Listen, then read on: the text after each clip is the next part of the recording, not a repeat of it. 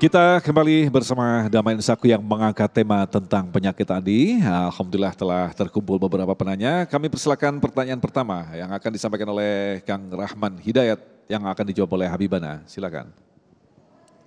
Cek. Assalamualaikum warahmatullahi wabarakatuh. Bismillah, alhamdulillah. Sayyidina Muhammad bin Abdillah la haula wala quwata illa billah, amma ba'du. Saya Rahman Hidayat, salah satu santri dari pesantren Al-Quran Al-Falhalulut, ingin bertanya kepada Abi. Abi, jadi suatu ketika di pesantren itu saya dapat jatah jaga ya sama Pak Kiai. Ada orang datang ke pesantren, dia mau memberikan infak kepada kami dan dia itu jujur. Mohon maaf saya mau infak tapi uang ini hasil dari kerja, mohon maaf, dari klub malam. Dia itu kerja di tempat hiburan malam, diskotik kurang lebih seperti itu. Karena saya pengetahuan masih kurang ya dan suasana sangat singkat, saya gak bisa bertanya ke sana kemari dulu. Jadi saya itu secara halus menolaknya. Mohon maaf kami belum bisa menerima uang seperti itu, takut bagaimana gitu. Nah, sikap saya seperti itu menolak orang mau infak seperti itu tapi hasilnya seperti itu, kira-kira saya termasuk orang sombong gak Abi gitu. Mohon maaf, cuma itu saja. Wassalamualaikum warahmatullahi wabarakatuh. Waalaikumsalam warahmatullahi. Habibana, ini pertanyaan menarik, silakan Habib. Izin Kiai. Bismillahirrahmanirrahim. Rabbi syrah li sadri wa yassir li amri wahlul 'uqdatan min lisani yafqahu qawli. Anakku yang bertanya tadi, Masya Allah. Jadi waroknya luar biasa. Saking waroknya sampai udah nolak pun merasa nih jangan-jangan saya nolak sombong apa bukan. Jadi begini, di dalam hadis dikatakan Rasul SAW mendefinisikan sombong. Ada seorang sahabat yang nanya, ya Rasulullah, tapi orang itu suka berpakaian yang bagus. Gitu kan. Apakah itu termasuk sombong? Lalu kata baginda Rasul SAW, innallaha jamil, yuhibbu al-jamal, al-kibru bataral haq wa ghamtun nas. Ya, hadis riwayat Bukhari. Jadi kata baginda Rasul SAW, innallaha jamil, Allah itu maha indah dan suka kepada yang indah-indah. Kamu pakaian bagus gak apa-apa, pakaian baru gak apa-apa, itu bukan sombong. Sombong itu apa? Bataral haq wa ghamtun nas, ya, menyembunyikan kebenaran dan menipu manusia, itu sombong. Ya. Jadi kalau misalnya kita suka kepada kebaikan dan sebagainya, itu bukan termasuk sombong. Nah, kembali ke pertanyaan, kalau kita dapat uang, ini sekaligus jadi masalah fikih ya. Uang yang gak jelas, syubhat atau bahkan haram. Yang tadi saya tidak tahu klub malamnya itu apa, ya mungkin kalau diskotik dan sebagainya jualan minuman keras ya berarti haram itu ya. Tapi kalau misalnya mungkin yang musik-musikan segala macam ya minimal syubhat, dekat-dekat haram gitu ya. Nah iya, kalau warung kopi mungkin enggak gitu ya. Kecuali warung kopinya sambil joget-joget sama perempuan. Nah jadi bagaimana caranya kita kalau ada hal seperti itu? Di dalam fikih dikatakan uang-uang seperti itu tidak bisa digunakan untuk dimakan, diminum, dipakai ya. Tapi kalau misalnya dibuang kan sayang dan sebagainya. Maka kata para ulama dibolehkan untuk fasilitas umum yang bukan ibadah. Bikin jembatan dari uang begituan ya. Bikin kloset, kakus, toilet umum dari uang begitu silakan. Bikin jalan dari uang begitu silakan. Jangan dipakai untuk masjid, jangan dipakai untuk madrasah, jangan. Nah begitu, itu hukumnya. Nah tapi Ananda tadi ikhtiyat, hati-hati. Mendingan gak usah sekalian. Takut nanti kepake gitu, digoda setan make itu Masya Allah, itu warok namanya. Bagus gitu ya. Nah adapun sombongnya gimana? Sombong itu di dalam sini. Kita yang berasa ya. Seperti misalnya iblis tadi. Iblis itu dia menyatakan ana khairum minhu. Khalaqtani min nar wa khalaqtahu min tin. Saya lebih baik dari dia. Saya dari api, dia dari tanah. Dia lebih rendah dari saya. Itu yang disebut bataral haq wa ghamtun nas, itu ya, menyembunyikan kebenaran padahal kan semua kita hamba Allah, gitu ya. Jangankan iblis yang dari api, malaikat yang dari cahaya sujud. Itu menyembunyikan kebenaran namanya, itu ya. Kan lebih mulia dari iblis gitu, cahaya dibanding api. Yang cahaya aja mau sujud kok dia enggak. Nah, jadi sekali lagi anakku tadi sombong itu ada di dalam sini. Maka hendaknya kita muraqabah. Al-Imam Hasan Al-Basri rahimahullah ta'ala anhu menyampaikan, yang namanya tawadu itu kalau kamu sudah merasa orang-orang yang ada di sekelilingmu itu seluruhnya lebih dari kamu. Ya. Ketika lihat orang tua, kata Imam Hasan Al-Basri, lihat orang tua, wah dia lebih banyak pasti ibadahnya dari saya karena dia lebih tua dari saya. Ketika lihat anak muda gitu, ya Allah, dia lebih sedikit maksiatnya dibanding saya, dia masih muda, saya udah segini. Dengan itu kita hilang kesombongan itu. Nah, itu mungkin beberapa cara ya anakku untuk menghilangkan kesombongan. Wallahu a'lam. Mungkin karena kita punya ilmu, Bibi ya. Tadi kan Mas Rahmat memang dari pesantren, bentuk penolakannya terhadap manusia dianggap sombong. Mentang-mentang dari pesantren nggak mau nerima duit ini, begitu mungkin. Bibi. Baik, selanjutnya kami persilakan kepada Mas Sahrul atau Pak Sahrul ini, silakan. Silakan.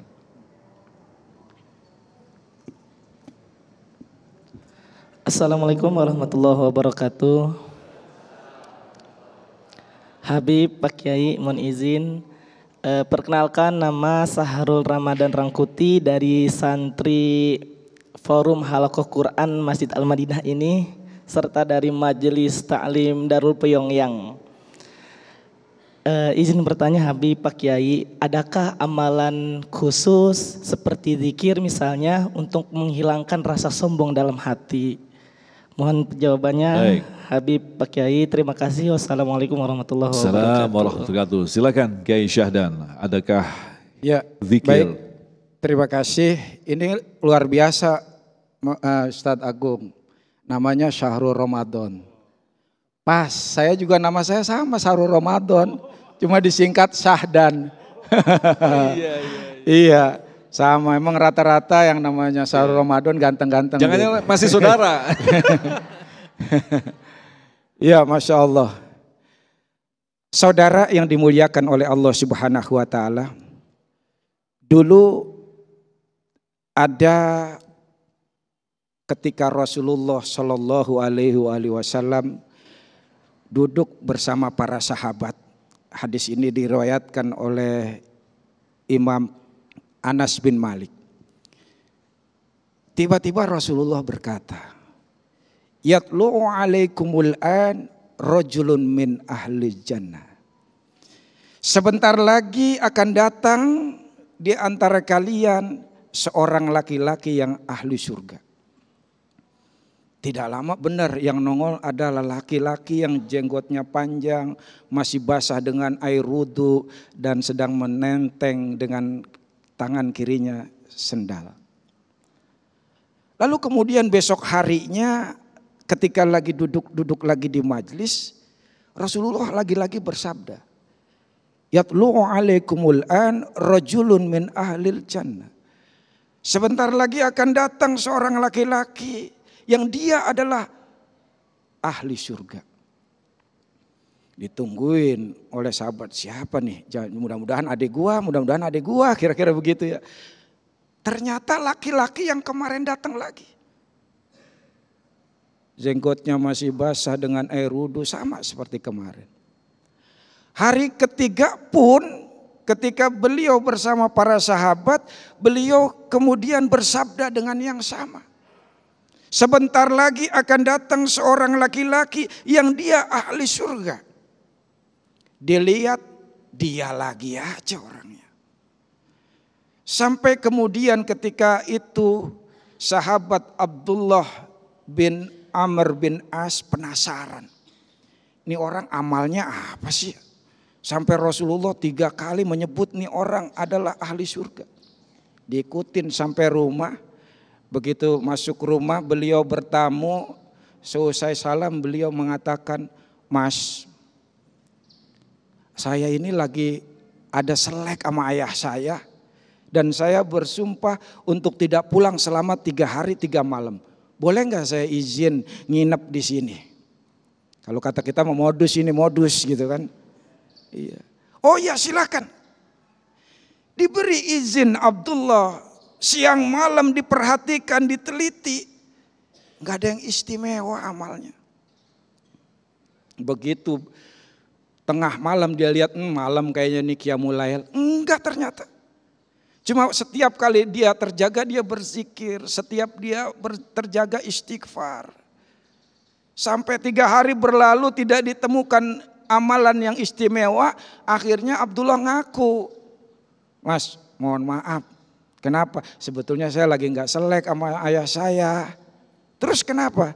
Ya, engkau ingat nggak pada tanggal sekian ketika kami duduk engkau muncul, itu Rasulullah bilang panjenengan sebagai ahli surga 3 kali loh, sampai saya penasaran. Saya teliti. Nggak ada yang amalan yang keren, yang hebat saya lihat. Apa kata orang itu? Ma huwa illa ma ro'aita. Ya begitu itulah. Yang jenengan lihat nggak ada apa-apanya, saya ini ya biasa aja. Masa sih nggak ada? Coba pikirin, nggak ada. Yaudah kalau nggak ada saya pulang. Begitu pulang dipanggil lagi. Sini mas. Ada apa? Saya ingat.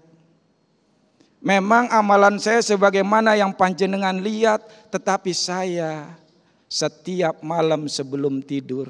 Ya, saya mantapkan hati saya. Bahwa saya tidak pernah dengki kepada siapapun saudara-saudara kita muslimin. Dan saya tidak pernah hasad kepada nikmat yang diberikan Allah kepada orang tersebut. Masya Allah. Ternyata salah satu calon penghuni surga bukan betapa hebat amalnya, betapa kuat puasanya, tetapi hatinya bersih dari dengki, dari iri itu. Allahu Akbar. Maka salah satu supaya kita menghilangkan iri dengki tersebut, kita senantiasa memohon kepada Allah untuk dibimbing, senantiasa memperbanyak istighfar, memperbanyak zikir, senantiasa kita berdoa kepada Allah Subhanahu wa taala agar senantiasa dibimbing oleh Allah Subhanahu wa taala. Dan yang terpenting lagi, enggak usah ngotot kita dalam beribadah, ya. Dalam melakukan ketaatan semampu kita, yang penting istiqomahnya itu. Sholat malam sampai 11 rakaat dibela-belain, besoknya letoy. Semampu kita, berarti nggak harus 11 Pak Ustadz. Boleh silakan, 7 boleh aja nggak apa-apa.